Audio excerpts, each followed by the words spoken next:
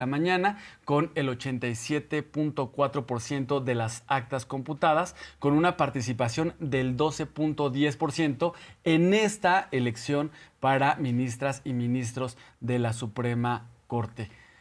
Así la lectura de esta mañana, y destaca la presidenta Claudia Sheinbaum particularmente el perfil que tiene Hugo Aguilar, quien se perfila él o Lenia Batres Guadarrama a ocupar la presidencia de la Suprema Corte de Justicia de la Nación. ¿Por qué? Porque son los que tienen más votos. Cualquiera de los dos podría estar ocupando. En este momento, con la información que vimos que tiene el PREP, pues bueno, sigue Hugo Aguilar como puntero en la elección de la Suprema Corte, y la presidenta destaca el perfil que tiene Hugo Aguilar.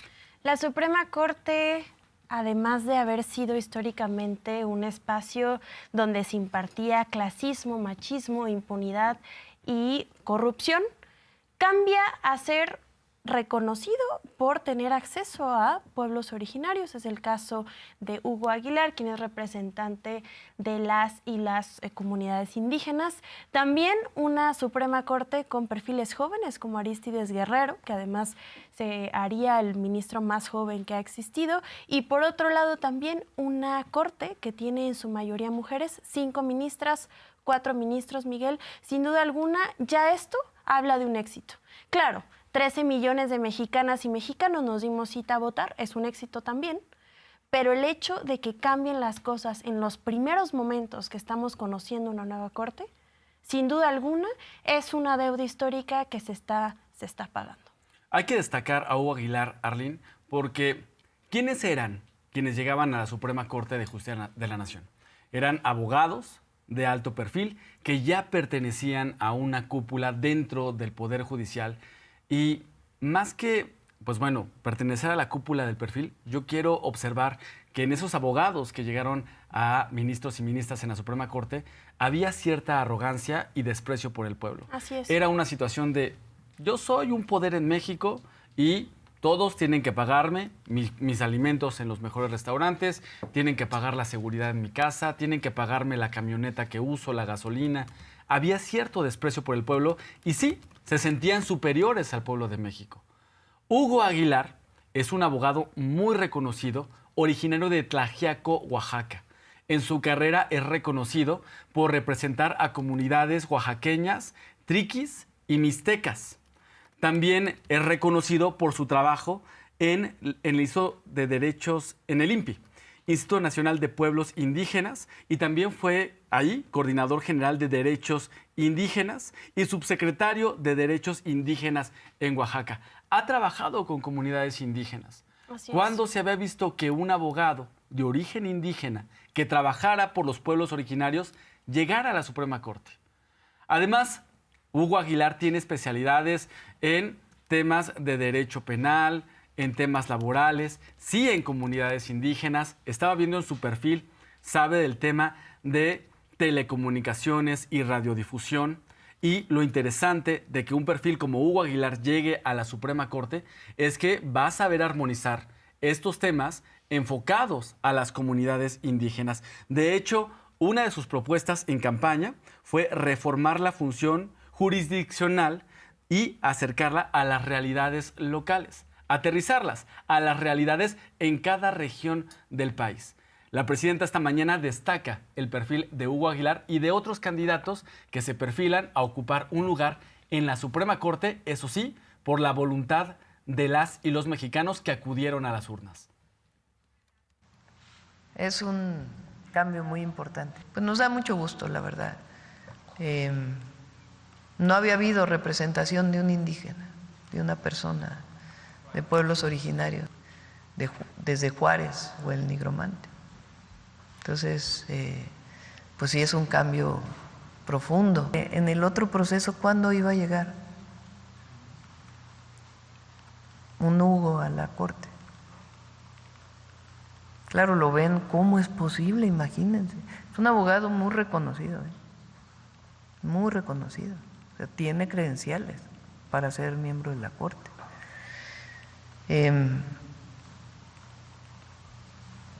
Entonces, qué bueno, la verdad. Y ya pues, ¿quién va a ser presidente o presidenta? Pues ya lo definirá el INE. que un indígena llegue a la Suprema Corte de Justicia de la Nación.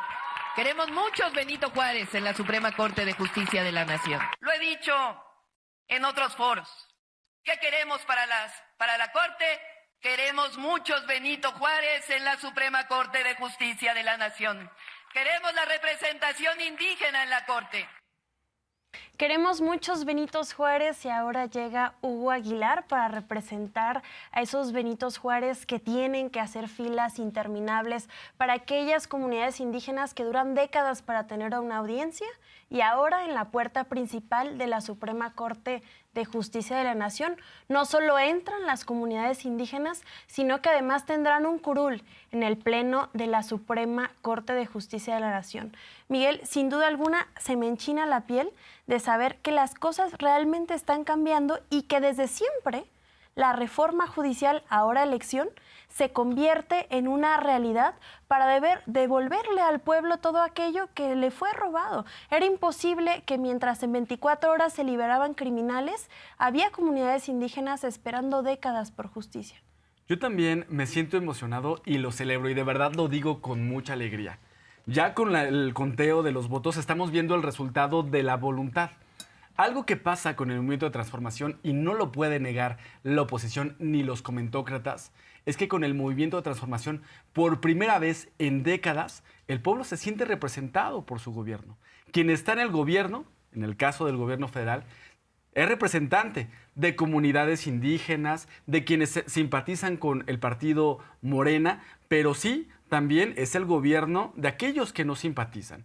Y por primera vez en décadas, las y los mexicanos se sienten representados por su gobierno. Gente que nunca había tenido voz ni voto en este país. Ahora, un perfil que trabaja con las comunidades indígenas, un abogado de Oaxaca, llega a la Suprema Corte y algo que estaba viendo cuando se estaban dando los resultados el día de ayer, ya por la tarde y noche, estaba viendo en redes sociales muchos comentócratas y también algunos opinadores de redes sociales que, pues con comentarios clasistas, comentarios racistas, estaban denostando el trabajo de un perfil como Hugo Aguilar. Y la verdad, ahí siento vergüenza, la verdad me da pena ajena de que en mi país se siga pensando de esta manera, que se juzgue a una persona por su origen.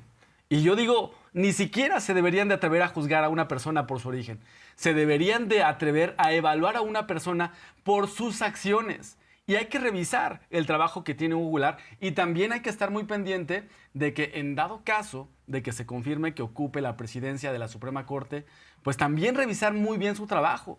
Entonces, pues yo celebro que un perfil indígena llegue a la Suprema Corte y siento pena ajena por los comentócratas que dicen, uy, se acabó la aristocracia en nuestro país porque una persona de perfil indígena llega al máximo tribunal. ¿Qué les pasa? Demuestran, Miguel, que siempre les ha dado asco, pena, pavor, sus raíces, esas raíces de donde México ha sido resistencia para el mundo entero, pues el clasista, comentócrata de José Antonio Crespo hace un comentario que además de misógino, es clasista, pues muestra una imagen de mujeres indígenas y menciona si realmente creen que estaban informadas. Pues por supuesto que sí, pues es por eso que la idea es reformar a aquellos que creyeron que el país era suyo y ahora se ve arrebatado. El INE pasa de criticar por parte de Lorenzo Córdoba cuando fue presidente del INE a personas que se acercaron de pueblos indígenas a reconocer y entregar constancia a un ministro de la Suprema Corte de Justicia de la Nación. Así cambian las cosas, a algunos no les gusta, pero así lo menciona la presidenta.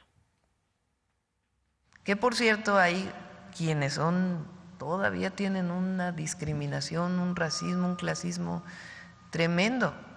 Ayer estaba viendo una publicación en X de Crespo. Dice, piensan que estas personas pasaron días estudiando a los candidatos y sabían por quién iban a votar con claridad o les dieron un acordeón ya marcado. Es un comentario similar al comentario de Lorenzo Córdoba aquella vez que se burló porque llegaron indígenas o personas de pueblos originarios a verlo. Es un racismo, un clasismo, qué bueno que llegó una persona de pueblos originarios, mixteco. Juárez era zapoteco. Que yo no me convierta en un funcionario tradicional, un funcionario normal, porque ya hemos tenido casos en donde personas indígenas ocupan algún escaño, ocupan algún espacio de poder y se pierden, se olvidan de sus bases. Yo estoy planteando que no voy a usar toga, voy a revisar la legislación, la normatividad interna. Esto no quiere decir que pierda la solemnidad que debe tener el cargo, que pierda la importancia, la trascendencia que tiene el cargo, pero yo voy a proponer a los que lleguemos a integrar la Suprema Corte que en lo personal yo no voy a usar toga, yo voy a marcar esta diferencia, que en la Corte está mi indígena y vamos a llevar los trajes de gala de los pueblos y comunidades indígenas. Esa es la propuesta que yo voy a hacer. Como te digo, voy a revisar la normatividad específica que regula las sesiones de la Corte y si hay esta posibilidad y si no, impulsaremos las reformas que correspondan, pero creo que vamos a darle esta nueva imagen, esta nueva idea de una integración pluricultural. Qué bueno que se ocupe, si es el caso, un traje de gala indígena y que está encima por una toga, que es una visión muy europea que viene colonialista. incluso... Sí, Así colonialista. El traje indígena de gala está por encima de cualquier otra imposición cultural extranjera. Bien, esta mañana la presidenta Claudia Sheinbaum destacó que la oposición está muy enojada porque la participación en esta elección rebasó los resultados que se habían tenido en elecciones, por ejemplo, en 2024. Ya quisiera el PRI, el PAN, el difunto PRD por lo individual haber obtenido la participación ciudadana que se obtuvo en esta elección, pero en su momento con ellos. De hecho, la presidenta habló de 9 y 5 millones de personas que participaron en el PAN y el PRI en aquellos años, Arlene. Lo dice la presidenta votada por 36 millones de mexicanas y mexicanos. Vamos a escucharla. Están muy enojados. Bueno, tienen mucho odio, mucho... No pueden... Sí, no entienden qué está pasando en el país. Y siguen con esto de que son ministros a modo. La oposición, la mayoría de la oposición, porque como ayer dije, el presidente del PAN llama no votar abiertamente y los gobernadores del PAN votaron. O sea que así que mucha coordinación interna pues no tienen, ¿verdad? Pero además votaron 13 millones de personas o casi 13 millones de personas. Ellos, ese partido tuvo en el 2024 una votación de 9.644.918 personas. O sea, salieron más a votar de los que votaron en el 2024 por el PAN. El PRI que está, bueno, son el PRIAN, ¿no? Pero el PRI que está, es así, con un escándalo tremendo, su presidente. Bueno, entiendo su enojo, sí lo entiendo. Pues imagínense que salieron a votar 13 millones de personas y ellos tuvieron en el 2024 5.736.759 votos. Salieron a votar más del doble de los que votan por el PRI. No, pues sí. Entonces, ¿cómo pueden decir que fue poca gente 13 millones? 13 millones de personas, mucho mejor a 128 senadores. La oposición ya es como la caricatura de el coyote y el correcaminos. ¿Te acuerdas que el coyote ponía trampas para atrapar al correcaminos y nunca le salía? Sí. Así la oposición con la reforma al Poder Judicial y con la elección judicial. Ahora resulta que el presidente del PRI, Alejandro Moreno, dice que va a buscar que se eche para atrás la elección, que se desconozca la elección al Poder Judicial, que no tenga validez. Así como ya compramos la prueba marca ACME para echar abajo la elección judicial, así el coyote y el correcaminos. Es el mismo que iba a cenar con la presidenta ministra de la Suprema Corte y también el mismo que se benefició con muchísimos amparos. Pues bueno, sabemos que la oposición también está desde la flojera, porque este domingo no solamente no salieron a votar, pues estamos en una democracia y el voto es fundamental y más una responsabilidad para los dirigentes de los partidos políticos, sino que además llamaron a no votar. Y desde ahí, desde la flojera, hacen crítica a las decisiones que tomó el pueblo, pero ellos nunca tuvieron contrapesos. Importante que en todas las democracias existan oposiciones con proyectos. Habrá que preguntarnos dónde está nuestra oposición y cuál es el proyecto que están llevando, que no sean los bots de redes sociales. Vamos a escuchar a la presidenta. Pues, ¿por qué no participaron? O sea, decidieron, ellos toman la decisión de no participar en la elección, porque dicen que no están de acuerdo en que se elija a los jueces por voto secreto, directo, universal. Y luego dicen que ganaron candidatos o candidatas que a lo mejor tienen fotos con el presidente López Obrador. Pero ellos decidieron no participar. ¿Cómo van a reclamar si decidieron no participar? Llamaron a no votar. Entonces, ¿por qué no decidieron organizarse y decir, a ver, vamos a proponer? Bueno, tan es así que en el Poder Judicial pusieron sus candidatos y luego se arrepintieron y dijeron, ya no vamos a participar, y el Senado tuvo que terminar el procedimiento de la Corte. Y luego termina la elección y dice, hoy no hay ningún candidato que coincida con nosotros. ¿Cuál es nuestra propuesta? Que participen, no como partidos políticos, como personas. Así la oposición de risa con su intento número 4.200.000 para intentar boicotear la elección judicial, para intentar echar para atrás la reforma judicial, y no se les ha hecho. Bien, hay un clamor, un reclamo entre las y los ciudadanos de que pues se revise el actuar de los todavía actuales ministros como Norma Piña, como Alcántara Carrancá, como Lainez y otros de la pandilla de Norma Piña, por sus canalladas que hicieron, por consentir la corrupción en el Poder Judicial, por avalar los sabadazos, por favorecer a los privados por encima del pueblo de México. Es un clamor que está entre las y los ciudadanos. Este tema llegó a la conferencia matutina. Hoy la presidenta dijo que se debe revisar a quienes están en la Corte, pero sin persecución. Así lo comentó.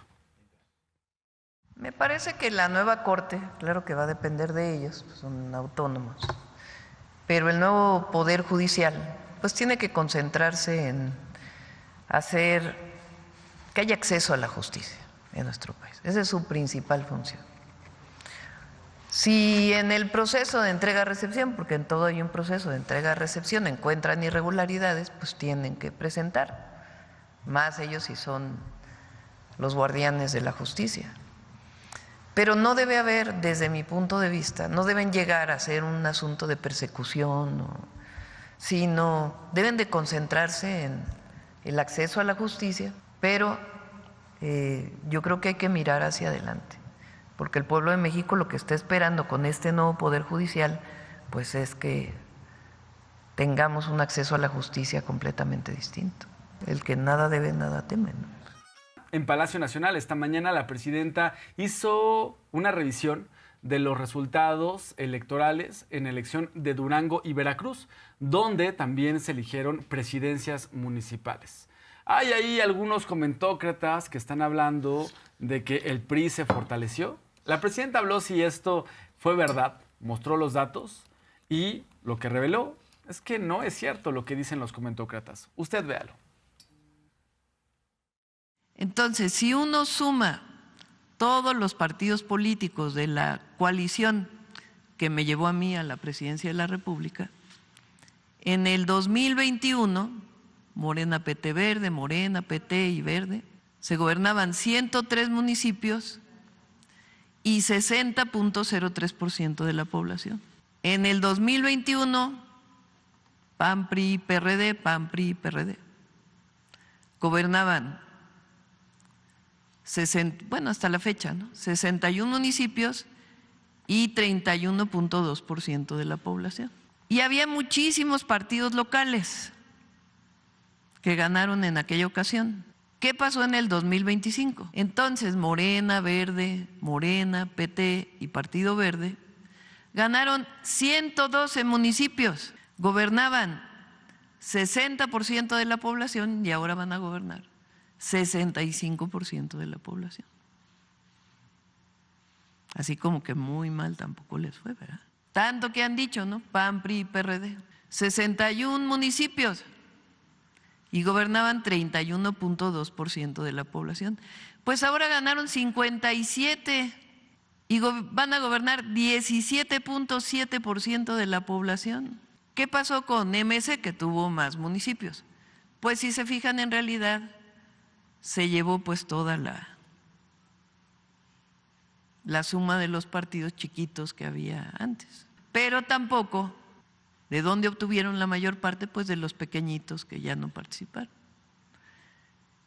Entonces, así que digan qué mal le fue a la coalición